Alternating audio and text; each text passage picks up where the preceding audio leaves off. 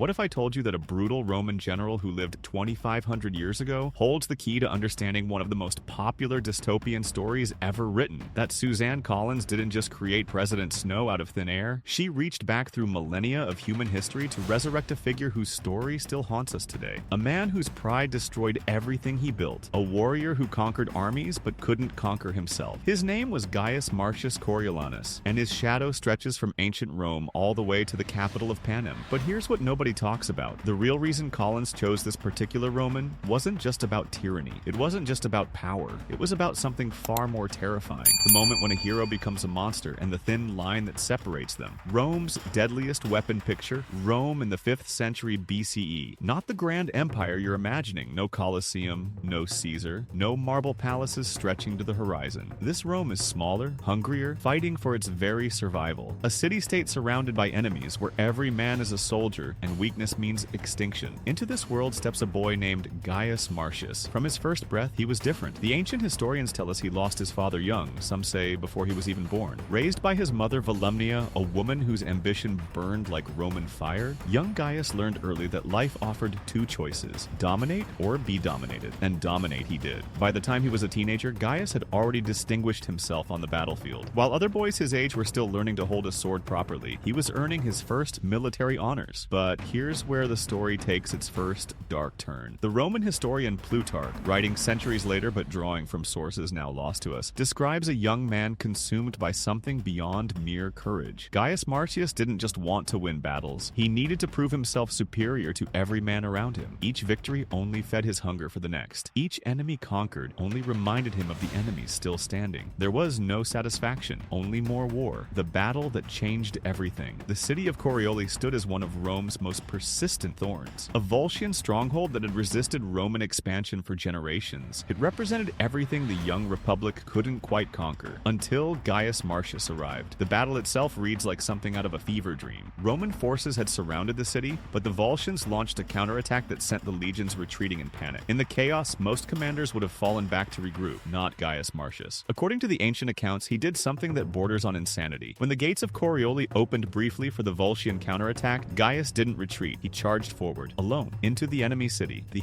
gates slammed shut behind him, and every Roman watching was certain they had just seen a madman commit elaborate suicide. What happened inside those walls became legend. Gaius fought his way through the streets single-handedly, killing anyone who stood in his path until he reached another gate and forced it open from within. The Roman army poured through. Corioli fell. When his fellow soldiers finally found him, Gaius Marcius was covered head to toe in blood, most of it not his own. His eyes, they say, held something wild, something that had tasted absolute power and wanted more. From that day forward, he carried a new name, Coriolanus, the conqueror of Corioli. But here's the question nobody asked at the time. When a man discovers he's capable of something like that, when he realizes he can become a one-man apocalypse, what does that knowledge do to his soul? The seeds of destruction. Rome celebrated. Coriolanus was offered riches, slaves, a tenth of all the plunder taken from the conquered city. He refused it all. He asked for only one thing, the freedom of a single Volscian man who had once shown him kindness. On the surface, this seems noble. A warrior who cares nothing for material reward, who remembers gratitude in the midst of glory. The historians of the time praise this moment, but look closer. Coriolanus wasn't being humble. He was being proud. So proud that he couldn't accept rewards like common soldiers. So proud that he had to demonstrate his superiority even in victory. He was establishing a pattern that would eventually destroy him. The absolute certainty that he was better than everyone else. And that certainty was about to be tested. Rome in those days wasn't just fighting external enemies. Inside the city walls, a different kind of battle was brewing. The common people, the plebeians, were demanding political rights. They wanted representation. They wanted their voices heard. Coriolanus looked at these demands the way a lion looks at a fly. A hero who hated his people. Here's where Coriolanus' story becomes genuinely disturbing, and where Suzanne Collins found her darkest inspiration. Rome was experiencing a famine. The granaries were running low, and the common people were starving. When a shipment of grain arrived from Sicily, the people naturally expected it to be distributed to those most in need.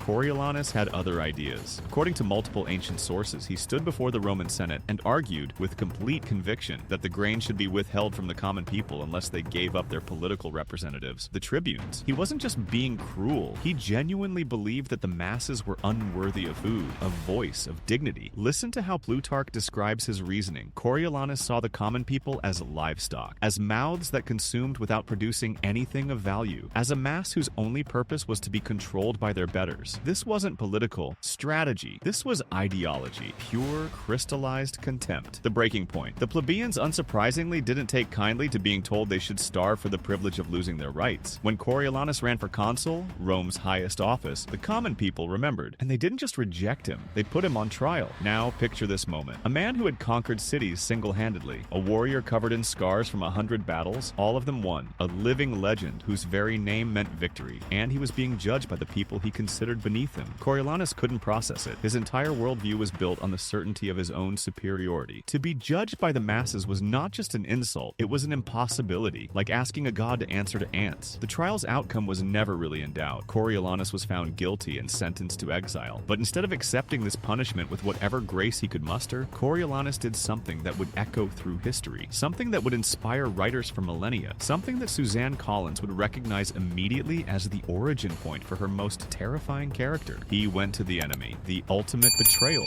Coriolanus didn't just leave Rome, he walked straight to the Volscians, the very people he had slaughtered at Corioli, and offered them his services. Think about the psychology here. A man so certain of his own greatness that he couldn't accept judgment from his own people. A warrior so consumed by wounded pride that he would destroy the city that raised him rather than admit he might have been wrong. The Volscians, to their credit, recognized an opportunity. They gave Coriolanus command of their army. They let Rome's greatest weapon become their greatest weapon. And Coriolanus didn't disappoint. He led the Volscian forces in a campaign of systematic destruction across Roman territory. City after city fell. The man who had earned his name defending Rome was now the most efficient killer Rome had ever faced. And with each victory, he marched closer to the city itself. Rome was about to be destroyed by its own hero. The final choice. The Roman Senate sent delegation after delegation to negotiate. Old friends, former commanders, priests bearing sacred symbols. Coriolanus rejected them all. His wounds had calcified into something that couldn't be healed with words or honors or apologies. Then came his mother, Volumnia, the woman who had shaped him from birth, who had raised him to be exactly what he was, made the journey to the Volscian camp. With her came Coriolanus' wife and children. What happened next has been dramatized 1,000 times, from Plutarch's histories to Shakespeare's tragedy. But the core of it remains devastating. Volumnia didn't appeal to his love of Rome. She didn't remind him of duty or honor or the gods. She made him face something much simpler. If he destroyed Rome, he would be destroying her. His children would have no home. His victory would be their annihilation. For the first and last time in his life, Coriolanus broke. He withdrew the Volscian army, he spared Rome, and in doing so, he signed his own death warrant, the price of mercy. The Volscians had trusted Coriolanus to deliver them Rome on a platter. When he returned empty-handed, their gratitude evaporated. Some accounts say he was assassinated immediately. Others suggest a trial, a mob, a death by 1,000 cuts. The specifics don't matter. What matters is the irony. Coriolanus was killed by the people he had chosen over his own. Rejected by Rome for his contempt, he was destroyed by the Volscians for his mercy. The man who couldn't accept judgment from anyone ended up being judged by everyone and found guilty on all counts. His story should have ended there. A cautionary tale about pride, buried in ancient Roman history, of interest only to classicists and scholars. But stories like this don't stay buried, they wait. Why Suzanne Collins couldn't ignore him. When Suzanne Collins was developing the world of Panem, she faced a challenge that every dystopian writer confronts. How do you create a villain who feels genuinely dangerous? The easy path would have been to make her antagonist simply evil, a cartoon monster who enjoys suffering for its own sake. That's what most stories do. But Collins understood something more sophisticated. The most terrifying villains aren't the ones who have no humanity. They're the ones whose humanity is broken in specific, recognizable ways. They're the ones who show us something true about human nature, something we'd rather not see. Enter Coriolanus Snow. The name itself is a declaration. Collins wasn't being subtle. She wanted readers to understand that her villain had roots stretching back through centuries of storytelling about power, pride, and contempt. But naming him wasn't enough. Collins needed to show how Coriolanus became Coriolanus, how a young man transformed into the tyrant who would orchestrate the Hunger Games. The Ballad of Songbirds and Snakes Collins's prequel novel does something remarkable. It forces us to watch that transformation happen in real time. When we meet young Coriolanus Snow, he's not a monster. He's an 18-year-old boy from a fallen aristocratic family, desperate to restore his family's position. He's hungry, literally hungry, in a way that would have horrified his ancient Roman namesake. The capital of Panem has just emerged from a brutal civil war. The districts have been crushed, but the wounds are still fresh. And into this volatile moment, the capital introduces a new form of entertainment and control, the Hunger Games. Young Coriolanus is assigned as a mentor to a tribute from District 12. Her name is Lucy Greybeard. What follows is a love story, a horror story, and a tragedy of self-destruction, all wrapped into one. The Mirrors Between Eras Collins structured her prequel style to parallel the ancient story in specific, deliberate ways. The pride of origin. Roman Coriolanus came from a noble family and never let anyone forget it. Collins's Coriolanus comes from a fallen noble family and is tortured by the gap between what he was supposed to be and what he is. Both versions are driven by wounded pride, by the certainty that they deserve more than their circumstances allow. The contempt for the masses. Roman Coriolanus saw the common people as livestock, unworthy of food or voice. Young Coriolanus Snow looks at the district tributes, children sent to die for capital entertainment, and has to consciously work to see them as human. When he does manage to connect with Lucy Gray, it's despite his conditioning, not because of it. The corruption of victory. Roman Coriolanus was transformed by his conquest of Corioli, tasting absolute power and finding himself unable to return to normal life. Collins's Coriolanus undergoes a similar transformation through the Hunger Games, discovering capabilities within himself that horrify and thrill him simultaneously. The betrayal. Roman Coriolanus betrayed Rome when it rejected him, offering his services to the enemy. Young Coriolanus betrays Lucy Gray when she threatens his ambitions, choosing power over love, just as his ancient counterpart chose revenge over home. The making of President Snow. By the time we encounter Coriolanus Snow in the original trilogy, the transformation is complete. The young man who once showed flickers of humanity has become the white-haired tyrant whose roses smell of blood. But Collins gave us something precious: understanding. We understand how the boy became the monster. We see the specific choices, the specific wounds, the specific moments when he could have chosen differently but didn't. And that understanding doesn't excuse him, it makes him more terrifying,